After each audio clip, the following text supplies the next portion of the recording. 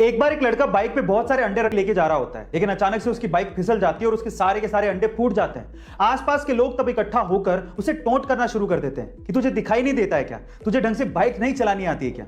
इतने में ही उस भीड़ में से एक बूढ़ा सा अंकल निकल के आता है और उस लड़के से कहता है कि बेटा तुम्हारे सारे अंडे फूट गए हैं, अब तुम अपने मालिक को क्या जवाब दोगे। चलो मैं तुम्हारी मदद करता हूं, ये मेरे पास 30 रुपए हैं, तुम रख लो। उस बूढ़े अंकल को देखकर आसपास के बाकी लोग भी उस लड़के की मदद करने को आगे आते हैं और थोड़ा थोड़ा पैसा देते हैं। इतने में उसके पास अंडे जितने फूटे थे उतने पैसे इकट्ठे हो जाते हैं और वो बाइक पे तब जाने वाला होता है। इतने में ही पीछे से कुछ लोग उसको बोलते हैं कि तुम बहुत लकी हो, अगर वो बूढ़ा अंकल ना होता तो तुम्हारा आज क्या होता। तो फिर वो लड़का जो कहता है वो आप लोगों को सुनना चाहिए। वो लड़का कहता है कि वो बूढ़ा अंकल ही मेरा मालिक था। एक बार एक व्यक्ति भगवा चोला पहन के ट्रेन से जा रहा था। उसके सामने दो अंग्रेज औरतें बैठी थी जो कि उसका भगवा चोला देख के उसका मजाक उड़ा रही थी। अचानक से दोनों अंग्रेज औरतों की नजर उस व्यक्ति के हाथ की घड़ी पे पड़ गई जो कि थोड़ी महंगी लग रही थी। तो उन अंग्रेज औरतों ने सोचा कि क्यों ना इसे लूट लिया जाए। उन दोनों अंग्रेज औरतों ने इस व्यक्ति से कहा कि तुम हमें ये घड़ी दे दो, अदरवाइज हम लोग पुलिस को बुलाएंगे और ये कहेंगे कि तुम हमसे बदतमीजी कर रहे थे। उस व्यक्ति ने बात सुन के भी अनसुनी कर दी और ऐसे रिएक्ट किया कि उसे जैसे सुनाई ही नहीं देता। फिर उन दोनों औरतों ने उसे इशारों से समझाया पर वो तब भी नहीं समझा। फिर उसके बाद उस व्यक्ति ने दोनों अंग्रेज औरतों को इशारों से कहा कि जो भी कहना है वो लिख के दे दो। तो उन दोनों अंग्रेज औरतों ने ये लिख के दिया कि तुम हमें ये घड़ी दे दो, अदरवाइज हम पुलिस को बुलाएंगे और कहेंगे कि तुम हमसे बदतमीजी कर रहे थे। जब लिख के वो पर्ची व्यक्ति को पकड़ाई तो व्यक्ति ने पर्ची पढ़ी और उसके बाद बोला कि अब पुलिस को बुला लो। गाइस, वो व्यक्ति जानते हैं कौन थे? वो व्यक्ति थे स्वामी विवेकानंदा। एक बार एक बंदा जूता खरीदने के लिए किसी शॉप पे गया। उसे 7 नंबर का जूता खरीदना था और उसे उस शॉप पे एक जूता पसंद भी आ गया। लेकिन जैसे वो काउंटर पे पेमेंट करने के लिए गया उसे पता लगा कि वो वॉलेट तो घर पे ही भूल गया है। फिर उसने शॉपकीपर से रिक्वेस्ट किया कि आप मुझे जूते दे दो, अगले दिन आके मैं पेमेंट कर दूंगा। थोड़ा सा हेजिटेशन उस शॉपकीपर को फील हो रहा था उधार देते हुए, लेकिन फिर भी उसने जूते पैक किए और ग्राहक को दे दिए। अगले दिन वही ग्राहक वापस से उस शॉप पर आता है और कहता है कि दोनों में से एक जूता 6 नंबर का है, प्लीज आप उसे चेंज कर दो। तो ग्राहक ने माफी मांगते हुए 6 नंबर का जूता चेंज करके उसे 7 नंबर का दे दिया। उस दिन ग्राहक वॉलेट लेके आया था और उसने पेमेंट भी कर दी। अब आप ये देखिए कि दुकानदार ने कितना समझदारी से काम किया, ना उसने जूते खोए ना कस्टमर। इसे कहते हैं प्रेजेंस ऑफ माइंड। गाइस, ये घटना है दिल्ली के इसी लॉकडाउन के पीरियड की, जब एक ठेले वाला अपने ठेले पे फ्रूट्स बेच रहा था। लेकिन थोड़ी देर के लिए उसे किसी काम के लिए ठेले को छोड़ के जाना पड़ा। लेकिन उसके बाद जो हुआ वो बहुत ही अजीब था। आसपास के लोग जो वहां से गुजर रहे थे ठेले को अकेला पाके उसे लूटना शुरू कर दिया। और इसमें सिर्फ गरीब लोग नहीं थे, मिडिल क्लास लोग भी अपने हेलमेट में वो फ्रूट्स को डाल डाल के लूट के लेके जा रहे थे। और इसी चक्कर में उस फ्रूट वाले को लगभग 30,000 रुपए का नुकसान भी हुआ। लेकिन किसी बंदे ने इस लूटने की घटना को कैमरे में कैद कर लिया और उसे इंटरनेट पे डाल दिया। लेकिन जैसे ही इंटरनेट पे डाला गया लोगों को बहुत दुख हुआ और लोगों ने ये ठानी कि इस ठेले वाले की हेल्प की जाए। और उसके बाद ऑनलाइन कंट्रीब्यूशन किया गया और लगभग 8 लाख रुपए, जी हाँ आप ठीक सुन रहे हैं, लगभग 8 लाख रुपए का ऑनलाइन कंट्रीब्यूशन करके उस ठेले वाले को दिया गया। अब ये थी इसमें पॉजिटिव न्यूज। जब प्लेन क्रैश करने वाला हो तो क्यों ना सभी यात्रियों को अपना अपना पैराशूट दे दिए जाए ताकि वो अपनी जान बचा सके। फिर एयरलाइंस वाले ऐसा क्यों नहीं करते? उसके पीछे के 3 कारण हैं।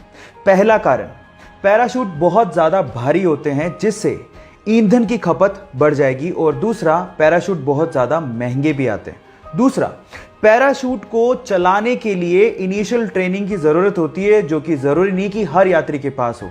और तीसरा, पैराशूट पहले मैं खोलूंगा मैं कूदूंगा, पहले मैं खोलूंगा मैं कूदूंगा, इस चक्कर में कोई कूद तो नहीं पाएगा लेकिन प्लेन में भसड़ जरूर मच जाएगी। सो इन 3 कारणों की वजह से पैराशूट एयरलाइंस प्रोवाइड नहीं करती है। एक बार एक जहाज के इंजन ने काम करना बंद कर दिया और वहां के लोग उसे ठीक भी नहीं कर पा रहे थे और इसीलिए एक 40 वर्षीय एक्सपीरियंस्ड इंजीनियर को वहां पे बुलाया गया। उस इंजीनियर ने जहाज के इंजन को बड़े ध्यान से देखा और फिर उसके बाद अपने बैग से एक हथौड़ा निकाला और फिर इंजन के एक स्पेसिफिक जगह पर हथौड़े को मारा तो इंजन चालू हो गया। 3 दिन बाद ही उस इंजीनियर ने जहाज के मालिक को लगभग $10,000 का एक बिल भेजा। जहाज का मालिक $10,000 के बिल को देख के हैरान रह गया। उसने कहा कि तुमने किया ही क्या है, हथौड़ा ही तो मारा है, इसके लिए $10,000 का बिल। तो फिर उस आदमी ने जो जवाब दिया वो आप लोगों को सुनना चाहिए। उसने कहा कि हथौड़ा मारने के तो मैं सिर्फ $2 ही चार्ज कर रहा हूं, लेकिन हथौड़ा कहां मारना है इसके लिए 9,998 रुपए और ऐड किए हैं। गाइस, आप याद रखिए कि बिल एक्चुअली काम से ज्यादा बंदे की एक्सपीरियंस का होता है। पब्लिक टॉयलेट्स के लिए धारणा बन चुकी है कि पब्लिक टॉयलेट्स साफ नहीं होते और इसी वजह से लोग उसे यूज करने से कतराते हैं और देखने तक नहीं जाते, क्या पता वो साफ मिल जाए। और इसी चीज का सॉल्यूशन जापान ने निकाल लिया है। उन्होंने अपनी राजधानी टोक्यो में कुछ ऐसे टॉयलेट इंस्टॉल किए हैं जो कि कंप्लीटली ट्रांसपेरेंट है और आप बाहर खड़े खड़े देख के बिना हाथ लगाए अंदाजा लगा सकते हो कि टॉयलेट साफ है या नहीं। और अब आपके मन में सवाल उठ रहा होगा कि फिर टॉयलेट करेंगे कैसे अगर ट्रांसपेरेंट होगा तो मजे की बात यह है कि जैसे ही आप अंदर जाओगे और लॉक करोगे तो वो ट्रांसपेरेंट ग्लास टेक्नोलॉजी की वजह से नॉन ट्रांसपेरेंट ग्लास में बदल जाएगा और उसके बाद आप सुकून से टॉयलेट कर सकते हो। हमारे साथ कई बार ऐसा होता है कि हम अपने मोबाइल का पासवर्ड तक भूल जाते हैं और कई बार मोबाइल को अनलॉक करते वक्त अगर कोई आपका पासवर्ड देख ले तो हमें पासवर्ड बदलना पड़ता है। अब इन दोनों प्रॉब्लम्स को दूर करने के लिए एक बंदे ने गजब का दिमाग लगाया। उसने एक ऐप बनाया जिसका नाम है स्क्रीन लॉक टाइम पासवर्ड। अब ये ऐप डाउनलोड करने के बाद ये ऐप आपके करंट टाइम को ही आपका पासवर्ड बना देता है। मतलब अगर अभी टाइम है 11:25 तो आपका पासवर्ड है 11:25। अब टाइम हुआ 11:26 तो आपका पासवर्ड होगा 11:26। अब पासवर्ड भूलने का झंझट नहीं क्योंकि करंट टाइम ही आपका पासवर्ड है। और दूसरा, अगर किसी ने आपको अनलॉक करते देख भी लिया तो अगले ही मिनट आपका पासवर्ड चेंज हो जाएगा। लेकिन आप किसी को बताइएगा मत कि आपने ये ऐप इंस्टॉल करके रखा है, नहीं तो आपका फोन कोई भी खोल लेगा। मंदिर में चढ़ाए गए फूल अगले दिन कचरे में फेंक दिए जाते हैं, लेकिन किसी के लिए वो कचरा है तो किसी के लिए बिजनेस का आइडिया। जी हां गाइस, आप ठीक सुन रहे हैं। कानपुर के अंकित अग्रवाल ने ऐसे ही कचरे के फूलों से अपने बिजनेस का आइडिया निकाल लिया। उनके स्टार्टअप का नाम है फूल। अब ये करते क्या है, उनके आइडिया को ध्यान से सुनिएगा।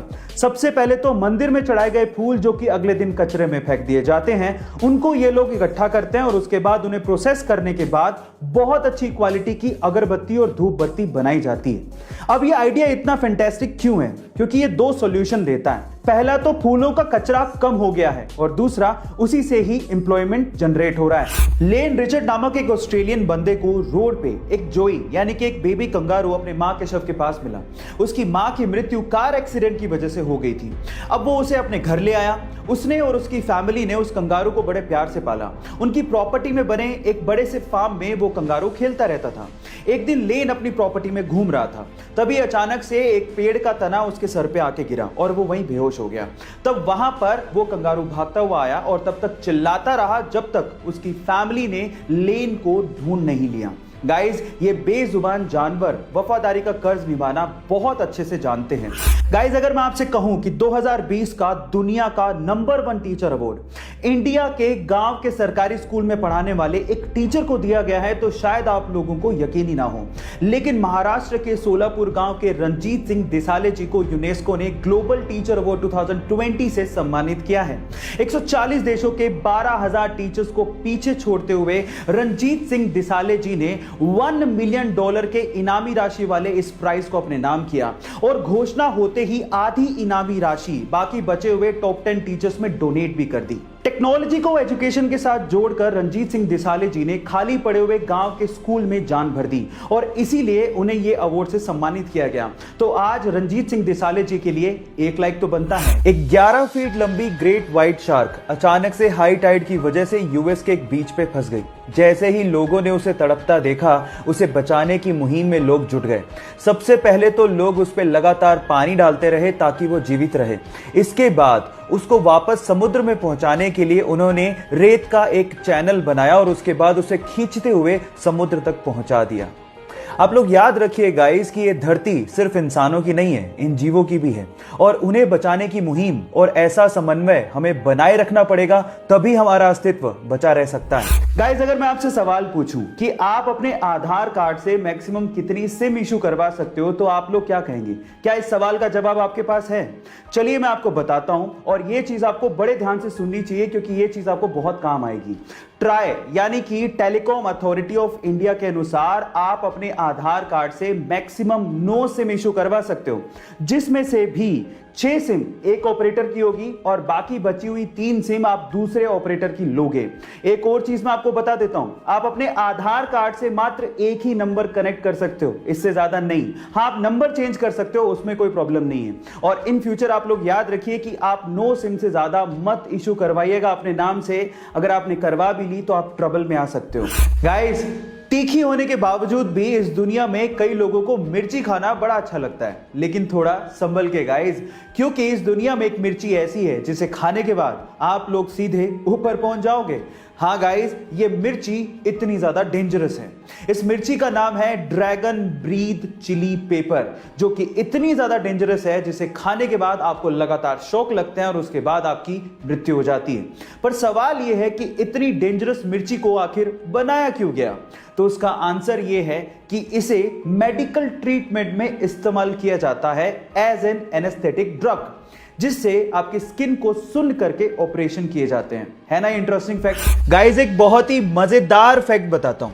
स्वीडन का एक शहर है जिसका नाम है एस्किलस्तुना, और वहां की गवर्नमेंट ने वहां के भिखारियों पर लाइसेंस फीस लगा दी है। इसका मतलब यह है कि अगर वहां के भिखारियों को भीख मांगनी है तो उन्हें 21 पाउंड यानी लगभग 1800 रुपए देके एक लाइसेंस खरीदना होगा, जिसकी वैलिडिटी मात्र 3 महीने है, और उसके बाद ही वो वहां पे भीख मांग पाएंगे। और अगर बिना लाइसेंस के वो भीख मांगते पकड़े गए तो उन्हें 342 पाउंड यानी कि लगभग 30,000 रुपए का जुर्माना भरना पड़ेगा। आपको क्या लगता है कि वहां की गवर्नमेंट ने ये स्टेप क्यों उठाया होगा? चैट सेक्शन में लिखना मत भूलिएगा।